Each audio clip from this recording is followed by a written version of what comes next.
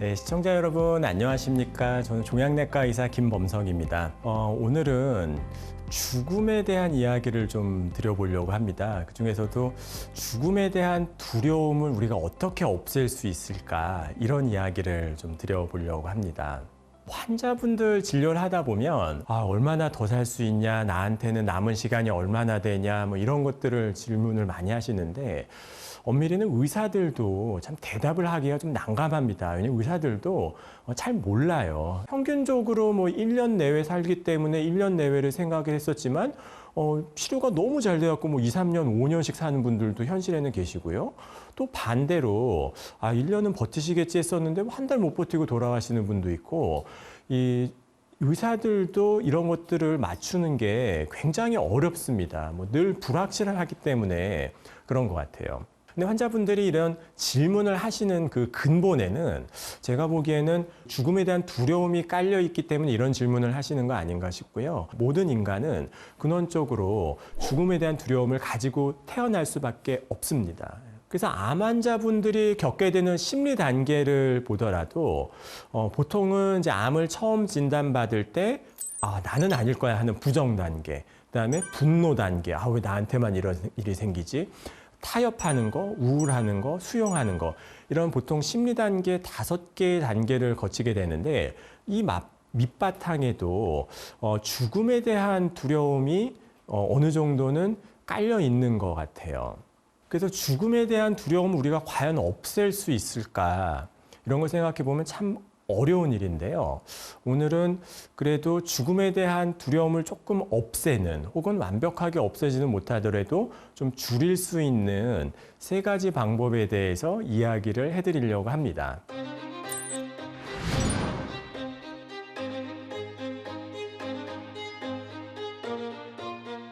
이 이야기는 그 전현수 박사님이 쓴 책에 나오는 이야기를 제가 토대로 3가지를 말씀을 드리려고 하는 건데요.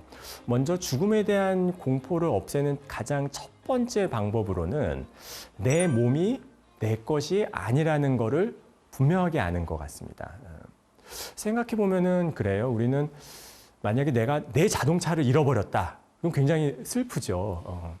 근데 남의 자동차를 잃어버렸다 그러면은 뭐 그렇게 슬프지는 않습니다. 내 소유물을 잃어버렸을 때 괴롭고 슬픈 거지, 남의 소유물을 잃어버렸다고 하면은 우리가 생각만큼 그렇게 거기에 깊이 있게 반응하지는 않아요. 근데 과연 내 몸이 내 것이 맞느냐? 저는 여기에 대해서 좀 이야기를 좀 드리려고 그래요. 우리 몸을 이루는 세포가 약 37조 개가 된다고 그래요. 그럼 처음에 하나의 세포에서 시작했었던 몸이 계속 분열하고 성장을 하고 개수가 많아지고 그러면서 37조 개나 되고 그것들이 모여가지고 우리 몸 전체를 이루게 되는 거거든요. 근데 우리 몸이 37조 개가 되는데 이 세포들이 그냥 계속 있느냐? 절대 그렇지 않습니다. 일부는 없어지고 일부는 새로 생기고 끊임없이 우리 몸을 이루는 세포들이 생겼다, 없어졌다, 생겼다, 없어졌다, 이런 일들을 반복을 하게 되고요. 계산마다 조금씩 다르긴 하지만은 최근 연구 결과들에서는 하루에 한 3,300억 개 정도가 생기고 없어지고를 반복한다. 그럼 이게 1초에는 380만 개의 세포가 교체가 되는 거예요. 특히 빨리 분열하는 세포들이 우리 몸에 있는 혈액 세포들, 그 다음에 상피 세포들, 모근 세포들, 이런 세포들이 빨리빨리 분열을 하게 되고요. 이런 이유로 세포독성 항암 치료를 하게 되면 빨리 분열하는 세포들이 덩달아서 손상을 받게 되니까 유전자 에러도 더 잘 생길 수밖에 없고 암도 더 잘 생길 수밖에 없어요. 생각해보면 위장에 있는 장상피 세포가 암으로 바뀌었다. 이게 위암이고요. 대장에 있는 장상피 세포가 암으로 바뀌었다. 이게 대장암이에요. 폐에 있는 상피세포가 바뀌었다. 이게 폐암인 거죠. 피부 같은 경우에는 보통은 2주에서 4주 정도면은 우리 몸의 세포들이 한번 싹 다 바뀌게 됩니다. 지금 우리 몸의 피부라고 하는 게 몇 주가 지나면은 완전히 새로운 세포로 다 탈바꿈을 하게 되는 거예요. 혈액세포 같은 경우에는 120일이면 한번 싹 다 바뀌고요. 근육세포는 조금 분열이 늘어갖고 15년이면은 한번 바뀌게 되고. 그래서 평균적으로는 한 7년 정도면 몸이 완전히 다 새 몸으로 바뀌게 됩니다. 그럼 거꾸로 얘기해 보면 이미 7년 전에 내 몸은 시체가 돼가지고 떠나서 없어진 거랑 똑같은 겁니다. 그래서 우리 몸이라는 게 말 그대로 순식간에 생겼다가 순식간에 없어지고 찰나 생멸을 계속 거듭하고 있는 거예요. 그래서 어떻게 보면은 목욕탕에서 때를 밀면서 내 몸의 세포들이 죽어 없어져 나가는 거를 보는 거나 내 몸이 한번 싹 다 바뀌어가지고 새로운 몸으로 계속 눈에 보이지 않지만은 거듭나는 이런 것들, 내 몸이 죽는 거를 이제 보는 거랑 본질적으로는 같은 현상입니다. 하지만 우리가 목욕탕에서 때를 밀면서 내 몸이 죽어 나가는구나 하면서 슬퍼하는 사람은 아무도 없을 거예요. 하지만 부모님이 돌아가셨다 그러면은 부모님의 돌아가신 육신을 보면서 슬퍼하고 통곡을 하고 하는 일들은 우리는 늘 겪게 되는 거죠. 그래서 사람은 누구나 내 몸이 내 거라고 생각을 하지만 생물학적으로 보면 이거는 계속 순환하고 새롭게 생겼다가 없어지고 변화해가는 과정들을 겪게 되고 과연 그렇다면 내 몸을 내 것이라고 할 수 있을 건가? 저는 잘 모르겠어요. 특히 환자분들께서 아파 보면은 알게 된다고 그러시더라고요. 제 환자분들 중에서도 뇌전이가 있는 분들은 이게 뇌전이 때문에 몸이 마비가 되거든요. 그러면은 내가 다리를 들고 싶은데 다리가 안 움직여지고 야 이게 내 몸인데 내 맘대로 안 되는 거였구나 이런 말씀을 하시는 경우들이 많이 있습니다. 그래서 어찌 보면 우리 몸이라고 하는 게 내 것인 것 같지만은 저는 조금 생각이 달라서 언젠가는 우리가 반납을 해야 되는 렌터카 같은 거 아닌가 이런 생각을 저는 좀 해보고요. 그렇다면은 내 몸이 내 거가 아니라 자연의 일부이고 어떤 원인과 조건에 의해서 생겼다가 없어졌다를 반복을 하는 건데 과도하게 내가 내 몸에 집착함으로써 죽음에 대한 공포와 두려움이 생기는 거는 아닌가 이렇게 생각해 볼 수도 있어요. 따라서 내 몸이 내가 아니라는 거를 조금이라도 분명하게 인식을 하면 어찌 보면은 죽음 자체도 이게 내 몸이 죽는구나라는 생각에서 벗어나서 조금 다른 형태로 내 몸이 전환이 되는구나라고 생각을 해볼 수도 있지 않을까 싶습니다. 그 다음에 이제 죽음에 대한 두려움을 극복하는 두 번째 방법으로 제가 말씀드리고 싶은 거는 현재에 집중하는 거예요. 우리가 이제 시간이 과거, 현재, 미래가 있는데요. 생각보다 현재를 온전히 살아내는 사람이 많지 않은 것 같습니다. 마음이 현재에 있으면은 상관이 없는데 마음이 과거에 있는 경우 혹은 마음이 오지 않은 미래에 있는 경우들이 많은 것 같아요. 근데 마음이 과거에 있으면은 사람 마음이 좀 우울해지고요. 마음이 미래에 있으면 좀 불안해집니다. 그래서 환자분들께서 제가 나중에 통증이 심해지면 어떡하죠? 이런 얘기를 굉장히 많이 하시거든요. 이거 불안하니까 그런 질문을 하시는 거예요. 그래서 제가 어떤 때에는 나중에 통증이 생기면 그때 가서 걱정을 합시다. 지금 걱정한다고 이게 될 일은 아닙니다. 이제 이런 이야기를 드리는데 이런 얘기 들으면 좀 의사가 좀 너무 무책임하게 얘기하나 뭐 이런 제가 이야기도 좀 듣기는 하고 그래요. 근데 이제 우리의 마음에는 두 가지 속성이 있는데 첫 번째는 마음은 한 번에 한 곳을 가는 특징이 있습니다. 두 번째는 마음이 자주 가면 그쪽에는 어떤 길이 나는 특징이 있어요. 그래서 암만 생각해도 그냥 바로 고통스러운 일이 연달아서 머릿속에 순식간에 떠오르게 되는 일들이 생기게 되고 이렇기 때문에 마음이 현재에 있지 못하고 과거나 미래에 있음으로 인해 갖고 고통스러운 일들이 많은 것 같습니다. 제가 그 암 환자 심리 단계에 대해서 지난 시간에 잠깐 말씀드린 적이 있는데요. 암을 겪고 났을 때 제일 먼저 겪게 되는 일은 부정. 이건 아닐 거야. 의사가 오진일 거야. 환자분들 저한테 그런 얘기 정말 많이 하세요. 저희 집 양반이 예전에 참 건강했다고. 자꾸 옛날 이야기를 하는 심리에는 지금 현실을 잘 받아들이기가 어렵다. 옛날에 건강했는데 지금도 그러니까 따라서 건강해야 되는데 왜 지금 암에 걸려갖고 이렇게 내 몸이 힘들어야 되냐. 이 마음이 과거에 가 있으면은 현실을 부정하고 우울한 일들이 생기거든요. 그리고 부정의 단계, 그 다음은 분노의 단계인데요. 왜 나한테만 이런 일이 생기냐. 다른 사람들 보니까 담배 피고도 80살, 90살까지 다 멀쩡하게 잘 살았는데 나는 담배도 한 대도 안 피웠는데 왜 나한테만 암에 걸리냐. 현실을 받아들이기 어려운 부분들이 좀 있죠. 근데 이런 마음에는 제가 보기에는 세상의 불행들을 잘 평소에 보지 못했던 것들이 좀 있는 것 같습니다. 왜냐하면 암이라는 게 나만 걸리는 병은 아니고 지금 이 순간에도 굉장히 많은 분들이 암으로 인해 갖고 힘들어하시는 분들이 많거든요. 근데 주변에 누가 암에 걸렸다 그러면 그 사람은 그 사람이고 나는 나지.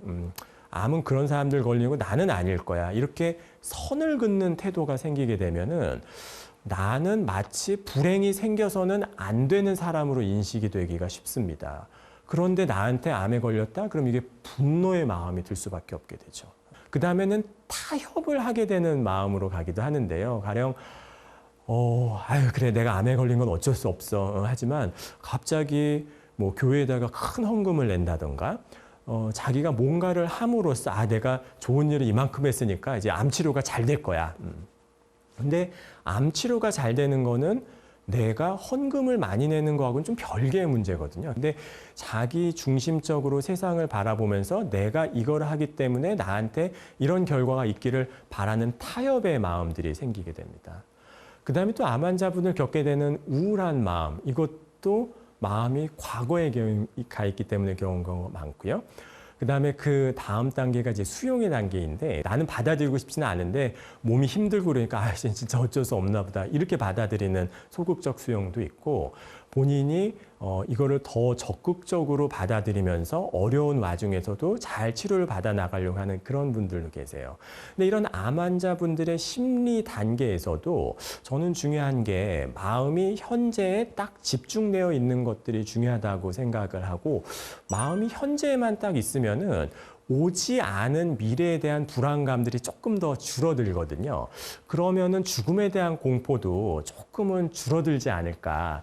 저는 그런 생각을 좀 해봅니다. 그 다음에는 세상의 원리를 이해하는 것인데요. 세상의 모든 일이라는 게 그런 것 같습니다. 어떤 원인이 있고 조건이 맞아가지고 일어나는 일 같아요. 우리 몸은 여러 세포들로 구성이 되어 있고 그 세포들은 어떤 생물학적인 조건과 원인에 따라 가지고 어떤 반응이 일어나게 됩니다. 그래서 몸은 어떤 과학적인 원리와 조건에 따라 가지고 변화해 나가는 거고 제가 이렇게 보니까 몸은 별로 거짓말을 안 하는 것 같아요. 저는 물만 먹었는데도 살이 쪄요. 근데 자세히 보면 물을 먹는데 뭐 탄산 음료 같은 거 뭐 과당이 들어가 있는 것만 먹거나 그러면은 물을 드시는 게 아니라 제가 보기엔 칼로리를 채우고 있거든요. 운동한다고 해서 이렇게 보면은 운동은 안 하고 그냥 조금 운동하는 신용하다가 이렇게 또 막 먹고 이러면은 다이어트를 해도 살이 안 빠지죠. 저는 뭐 야채만 먹어요. 뭐 근데 사실 소도 채소만 먹는데도 400kg가 되거든요. 이게 몸은 우리 몸이 정해져 있는 규칙에 따라서 움직이는 건데 사람이 아직까지 그 원리를 정확하게 모르는 부분들이 많습니다. 특히 이제 암에 대한 것도 예전보다는 암에 대한 지식이 많이 늘어났지만 제가 보기에는 인류가 아직까지 암에 대해서 알고 있는 거는 10%도 채 안 되는 것 같아요. 그런 원리를 모르다 보니까 엉뚱한 데에서 원인을 찾고 하다 보니까 좀 세상살이가 고달픈 거 아닌가. 저는 그런 생각이 듭니다. 그러니까 뭐 암뿐만이 아니라요, 뭐 생로병사라든가 노화라든가 이런 부분들도 원리 원칙대로 정확하게 작동을 하고 있지만 우리가 이제 그것을 잘 모르기 때문에 어려움을 겪게 되고 죽음에 대한 것도 어찌 보면 좀 비슷한 것 같습니다. 죽음에 이르는 과정들도 어떤 생물학적인 병리학적인 원칙에 의해 가지고 몸이 이제 쭉쭉 변해져 나가는 건데 그 몸의 원리를 조금 이해하면은 죽음에 대한 두려움이 조금은 좀 사라질 수 있지 않을까. 그래서 세상의 원리를 이해하는 거, 자기 중심성을 버리는 거 이런 과정들을 통해 갖고 죽음에 대한 두려움을 조금은 극복할 수 있지 않을까 하는 생각을 좀 해봅니다. 이게 사실 말처럼 쉽지는 않고 이런 거를 잘 안다고 하더라도 내가 받아들이고 이해하고 실천하지 않으면은 좀 그걸 정확하게 잘 활용하기 어려운 부분들이 많이 있는 것 같습니다. 특히 우리는 죽음이라고 하는 거를 어떤 삶의 소멸 뭐 이런 시선에만 갇혀갖고 바라보는 거 아닌가 싶고요. 어떤 생명이라든가 삶을 고정된 실체라고 생각하고 거기에 집착을 하게 되면 죽음에 대한 두려움을 피할 수 없는 거 아닌가 그런 생각을 좀 해봅니다.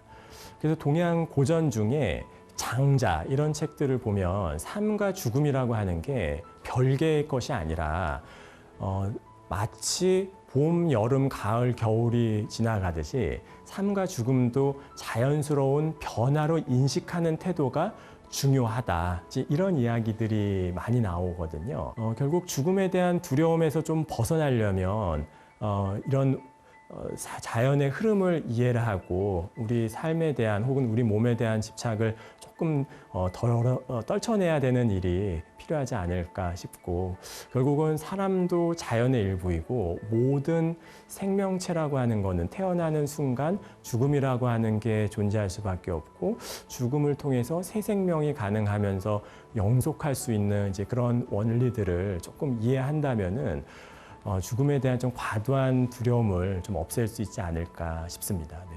오늘도 경청해 주셔서 대단히 감사합니다.